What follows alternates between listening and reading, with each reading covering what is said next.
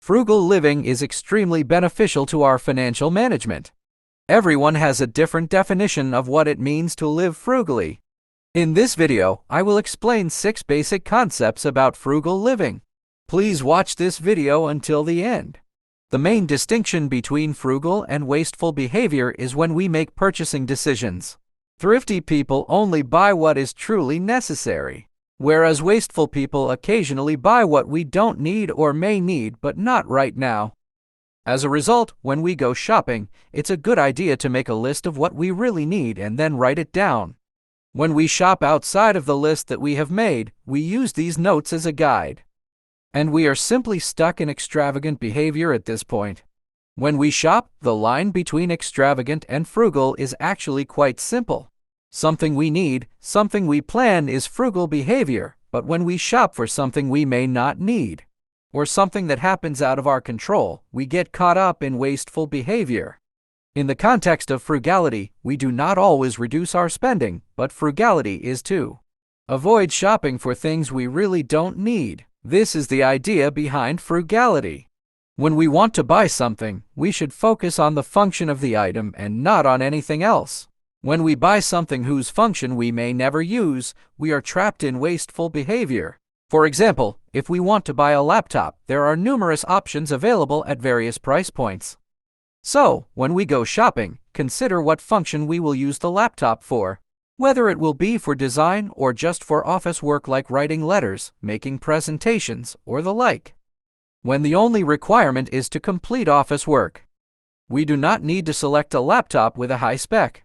We don't need a laptop with design specifications or video editing when we can buy very expensive laptops to have design, editing, and other heavy work functions.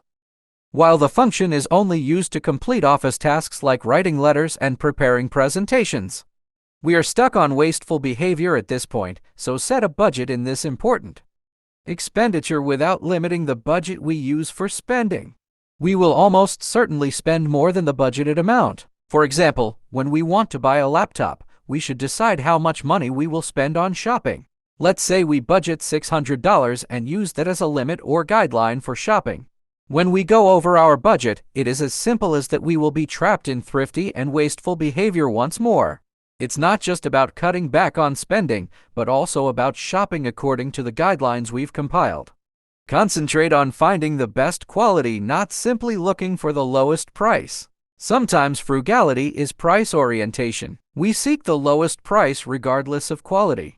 Assume we want to buy a laptop and have defined its function as a laptop that is only for writing letters or creating presentation materials.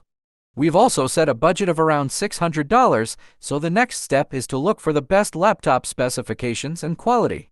The concept of quality here does not mean that we are looking for quality that is truly extraordinary beyond the functions we require, but rather that we are looking for high-quality goods that fit our budget and fulfill the functions we require.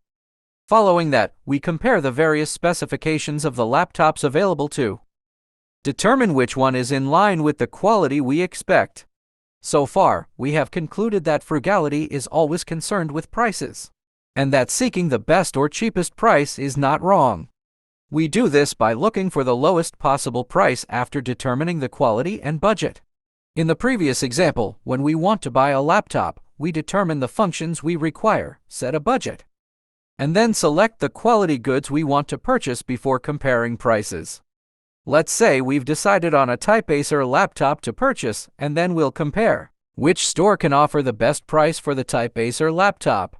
That is, in order to find the lowest price, we must first rely on the quality that becomes the standard. We are not solely focused on the low cost of the goods we wish to purchase. We can compare prices and then look for the best deal. The most important thing to remember, even if we want to find the best, cheapest price, this behavior is more akin to stingy behavior because we want to spend less money. For example, if I want to build a house, I will hire several people. To save money, I will offer the lowest wage to the workers. I even bid on them at a lower price than the market standard. This behavior may appear to reduce our expenses, but it is an exploitative behavior. Frugality does not always result in an exploitative action. In fact, trying to provide according to their rights in accordance with market standards is a bad way to save money. Exploitative action is not a frugal behavior, but rather one that is extremely harmful to others.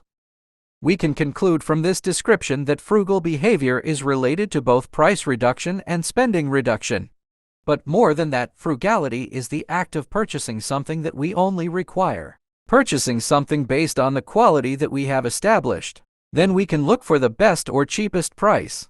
Frugality is not always associated with spending less money. We should not engage in exploitative behavior for the sake of being frugal. This is the explanation for frugal behavior.